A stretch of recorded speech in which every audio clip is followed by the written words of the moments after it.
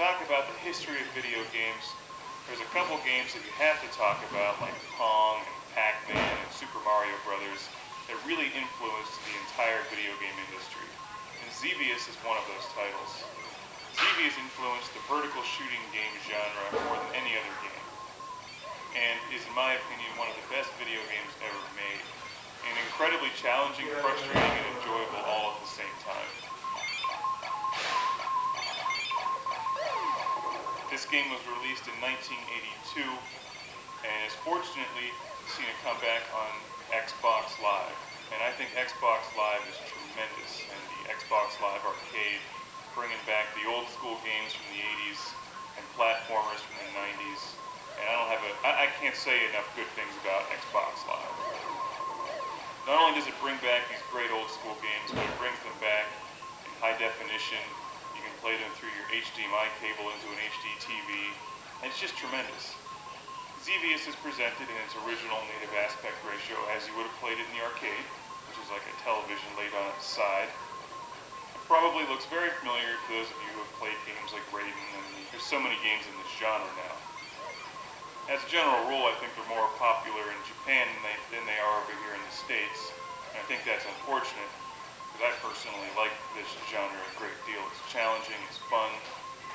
As you know on this show, I love being the lone, daring starfighter against countless enemies, impossible odds, on a questionable, vague mission that usually doesn't matter anyway, because what's the point of this game is to get through it, to have fun, to rack up points, and to shoot things and watch them blow up.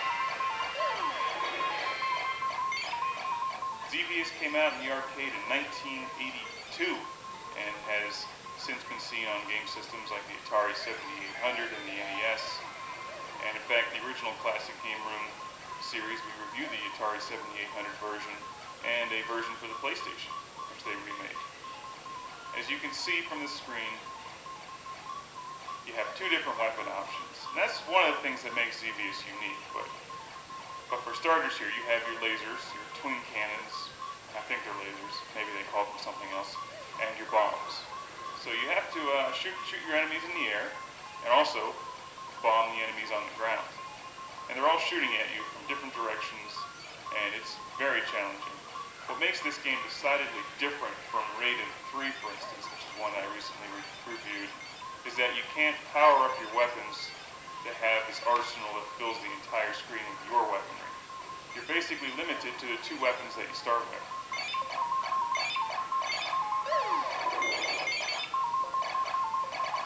So instead of getting that massive, huge shotgun burst of red bullets that most vertical games have, or a special weapon that you can blow up and then eliminate all enemy fire when it's about to kill you, you really have to rely on some serious skill in dodging the enemy fire. Now, I generally forget the story of Xevious. You can find it online, I'm sure. But you do encounter a couple bosses as you continue on in the game. And wave after wave of enemy. The variety of enemies changes on you.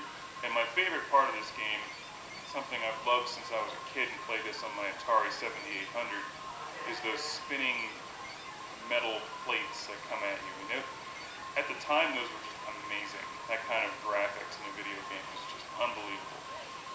Xevious was way ahead of its time. And you can see why it influenced this genre so much. And just these simple things like the little tank boats in the water. You can't just bomb them. You have to actually lead them with your bomb and hope that they run into it. So it requires a lot of skill to hit all the enemies in this and rack up serious points. And with Xbox Live, of course, they give you the added incentive of going for gamer points, which are addictive and a lot of fun to collect for no apparent reason. But the other great thing about Xbox Live, of course, is you can see how your score ranks up against everybody else and friends of yours. What's really incredible about Xevious is that this game came out in '82, and it really doesn't look any different than newer games today. Maybe it's slightly different, but I mean, there's only so much you can really do with a two-dimensional vertical scrolling game before it starts getting ridiculous. And I'm not a big fan of adding in all those three-dimensional polygons and crap floating all over the screen. I think keeping it simple like this is the way to go. And that's why I like Xevious so much in games like Raid 3. Now, I'm generally not a huge fan of using the Xbox 360 controller on this game. It's definitely challenging. I prefer the arcade-style joystick and buttons, but you know, what are you going to do when you just don't have a stand-up Xevious arcade machine in your basement? Xbox Live is about the best thing you can have. So it does require some skill to hammer away at the button, and also remember to bomb your enemies at a precise time. This is not a game where you can just hold down the fire button. It does give you an option to do a manual shot where you just fire at the rate that I'm firing at now, and also I use my other trigger to hold down the auto fire. So if a wave of enemies comes at me, I hold down that trigger and it lets off a machine gun burst of shots. But you cannot just hold down a consistent auto fire for the entire game. And for whatever reason, the music, although it just repeats itself over and over again, it never gets old. And maybe that's just because Xevious is that awesome.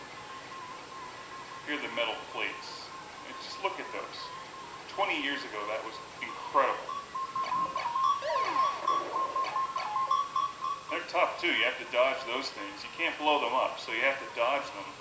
And then the enemy fire is coming at you, and then you get caught in between the enemy fire and the spinning metal plates, and it kills you. I love to see the resurgence in arcade titles on Xbox Live. And they don't cost much on Xbox Live. A game like this is only about $5, and it really has infinite replay value. Even if you went out to find this for your Atari 7800 or NES, it would still cost you at least $5 or $6 when you add in the shipping cost. Because you probably end up finding it on eBay, for instance. But with the Xbox Live, you just download it and it's no problem. Now, I'm by no means the greatest Xevious player in the world. In fact, I'd like to get a lot better at this game because it really is one of my favorite games and always has been. Just need to find the time to sit down and get back into it. One of my favorite game systems is the Atari 7800, and that's one that I grew up with and had when I was a kid. And Xevious was up there with Robotron 2084 as my favorite game on the Atari 7800. I've played it for hours and hours and hours and hours. And I'm glad to see that there's still a lot of interest in Xevious today. If you like this genre, you've never played Xevious before, you owe it to yourself to pick this game up on Xbox Live or the 7800 or the NES, and you've got to play Xevious. If you're really hardcore, you can go out and buy a real stand-up coin-op Xevious machine like they would have had it in the arcades in the 80s, and you can put that in your living room, in your house. And your wife can come home and be like, "Where's all the furniture?" And be like, "Well, I put it outside because we got a Xevious machine."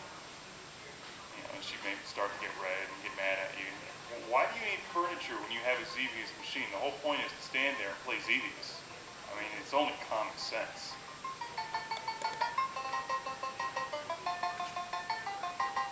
It's like replacing your dining room table with the cocktail version of Ms. Pac-Man.